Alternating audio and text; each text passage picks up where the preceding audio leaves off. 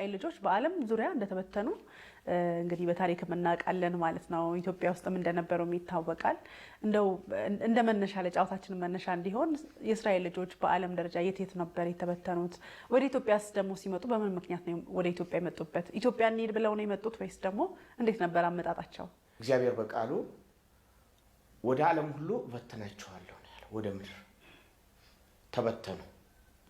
ከተበተኑባቸው ሀገሮች አንዷ ኢትዮጵያ ነች። ቀጥታ አይደለም ወደዚህ የገቡት። መጀመሪያ ገቡ የሚባለው እዚህ መጽሐፌ ውስጥም ገልጬዋለሁ፣ አታደናግሩን በሚል ርዕስ መጀመሪያ የገቡት ግብጽ ውስጥ ነው። ግብጽ ውስጥ በነበሩበት አጭር ጊዜ ውስጥ ያው እስራኤላዊ ይሁዳውያን ኦሪታውያን በመሆናቸው ቁርባን ለፈጣሪያቸው ያቀርቡት የነበረው በግ ነበር። በዛ ዘመን ደግሞ ግብፃውያን አምላካችን ነው ብለው የሚያመልኩት የሚሰግዱለት በግ ነው። ስለዚህ ሲያዩ በግን ቁርባን ሲያቀርቡ ሲያዩ አምላካችን አረዳችሁብን ብለው ጥል ተነሳ። ቀጥታ የአባዩን ወንዝ ተከትለው ወደ ኢትዮጵያ ዘለቁ። ከዛ ወደ ኢትዮጵያ የአባዩን ወንዝ ተከትለው ከመጡ በኋላ ለመጀመሪያ ጊዜ ያረፉት ቋራ አካባቢ ነው። ዛሬም ያ ቋራ አካባቢ እነሱ ያረፉበት ስርጅምጅሃ ተብሎ ይጠራል። እነኛ በዛ ዘመን የወጡት ከኢየሩሳሌም የወጡት እናቶቻችን በነጠላቸው ጫፍ የኢየሩሳሌምን አፈር ይዘው ነበር የወጡት።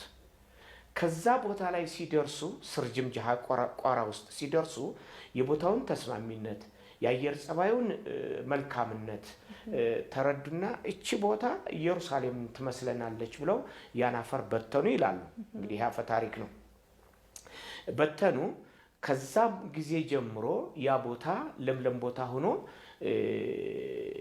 የቋራ ይሁዳውያን ከዛ የነበሩት ወደ ቅድስት ሀገራቸው ታሪካዊት ሀገራቸው ኢየሩሳሌም እስከተመለሱበት ጊዜ ድረስ ከኦሪታዊ በዓላት የስግድ በዓል የተባለውን በአመት አንድ ጊዜ ከዛ ቦታ ላይ እየወጡ ያከብሩ ነበር ማለት ነው። እንግዲህ ለ2500 ዘመን የዘለቀ ነው ይሄ ታሪክ እና ኢትዮጵያ መጡ።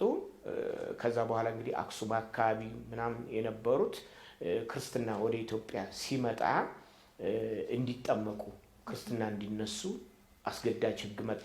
ከኢትዮጵያ ከነበሩት በወቅቱ በዘመኑ ከነበረው ነገስታትና መንፈሳዊ መሪዎች ሃይማኖታችን አንቀይር ያሉት ወደ ጎንደር ወደ ትግራይ አሁን የኢትዮጵያ ሂዳያን በአብዛኛው ማለትም ቤተ እስራኤላውያን የነበሩባቸው ቦታዎች በዚህ በኢትዮጵያ ውስጥ በመላው ጎንደር፣ በከፊል ትግራይ፣ በከፊል ወሎ፣ በከፊል ጎጃም ነው። ከነኚህ ውጪ የትም ቦታ አልኖርም እስከ ለቀቅንበት ድረስ የትም ወደ ሌላ ከክልል አልሄድም። ለምሳሌ ወደ ደቡብ አልሄድንም። ምንድነው ምክንያታችሁ? ምክንያቱም እንግዲህ የአካባቢ ሁኔታ ነው።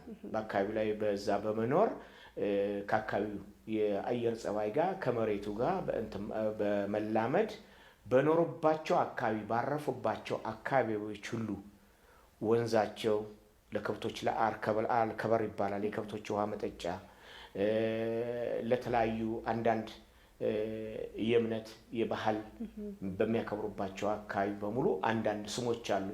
ለምሳሌ ያህል ብንወስድ የትግራይ ይሁዳውያን ከነበሩባቸው ቦታዎች ውስጥ አንዱ ሽሬ ነው።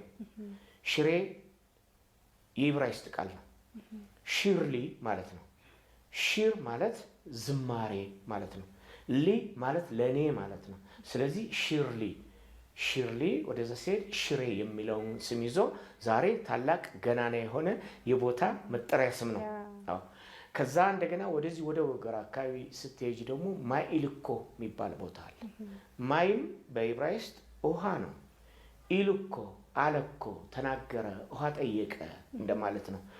በሌላ አካባቢ ወደዚህ ወደ ሰቀልት አካባቢ ደግሞ ስትሄጂ ጉር አባ የሚባል ቦታ አለ። ጉር የአንበሳ ደቦል ነው። አባ አባት ነው። ተመልከች እና ከዚህ አኳያ በኖሩባቸው አካባቢዎች በሙሉ ትውፊታዊ ስያሜን እየተው ያለፉባቸው ቦታዎች አሉ። ይሄን ያህል ዘመን ሲኖሩ እንግዲህ ፈላሻ፣ ቡዳ፣ ካይላ የሚለው ስም እየተሰጣቸው ማለት ነው።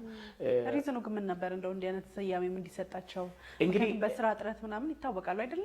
አዎ የጥበብ ምንድነው ዋናው ነገር አንድ ሰው ጥበበኛ ወይም አዳዲስ ነገሮችን በሚሰራበት ጊዜ በሚኖርበት አካባቢ የሆነ የስም ተቀጥላ ይሰጣል።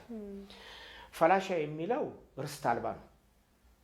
የራሱ የሆነ ቦታ የለውም። የሚረግጠው መሬት የሚያደርገው ነገር የለውም። ፈላሻ ፈልሷል። ይሄን የሰጡት አጼ ዘርዓ ያዕቆብ ናቸው። ክርስትና ካልተነሳችሁ ፈላሻ ብያቸው ፈልሳል። ፈለሰ ማለት ደግሞ ቅል ቋንቁራውን ይዞ ተሰደደን ማለት ነው። አዎ አንድ ዛፍ ለምሳሌ ስትቆርጪው ሊያቀጠቅጥ ይችላል። ከስሩ ስታፈልሽው ግን በቃ ነቃቅለሽዋል። ዞሮሽ ምንም ማታይበት ልክ እንደዛ ማለት ነው። ስለዚህ ከቦታ ወደ ቦታ እየተዘዋወሩ የኖሩትም ከዚህ አኳያ ነው። ሌላው ቡዳ ምናምን እንትን የሚለው ያው አዳዲስ ነገሮችን በመስራት ለምሳሌ በዚህ በኢትዮጵያ ውስጥ ከነበሩት የዕደ ጥበብ ውጤት የአባቶቻችን መካከል ማረሻው፣ ጉጤቱ፣ ወስፌው፣ ካራው ቢላዋ የምትሉት እናንተ ካራ ነው እኛ የምንለው፣ ማጭዱ፣ መቆፈሪያው ኢትዮጵያ ካላት የኢኮኖሚ እንትን አኳያ የምትጠቀመው በግብርናው ክፍለ ኢኮኖሚ የምትስተዳደረው የዛ የግብርና ክፍለ ኢኮኖሚ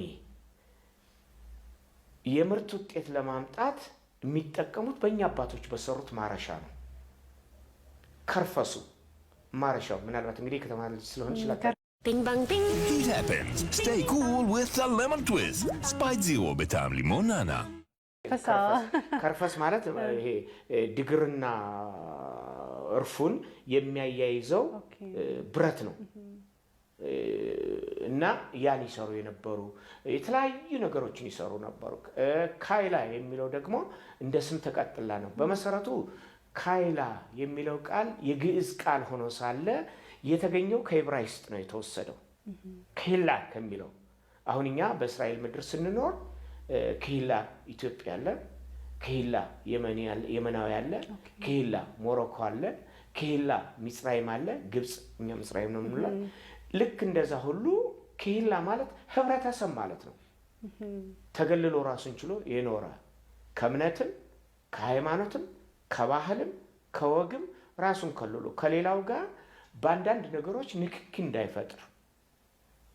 ስለዚህ ከሂላ የሚለው ቃል ወደ ግዕዝ በነበረው በዘመኑ በነበረው የግዕዝ ቋንቋ ከሄለ የሚለውን ያዘ። ወደ አማርኛ ሲመጣ ለከንፈር ተነባቢነት ለተናጋ ተናጋሪነት ስላቃታቸው ካይላ የሚለውን ያዙ።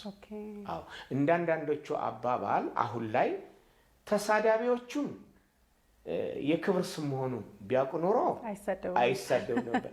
ተሳዳቢዎችም የክብራቸው መገለጫ እንግዲህ ከሄለ ማለት በግዕዙ አደረገ፣ ቻለ፣ ኒው ቲንግስ ክሬተር ማለት ነው። አዳዲስ ነገር የሚፈጥር።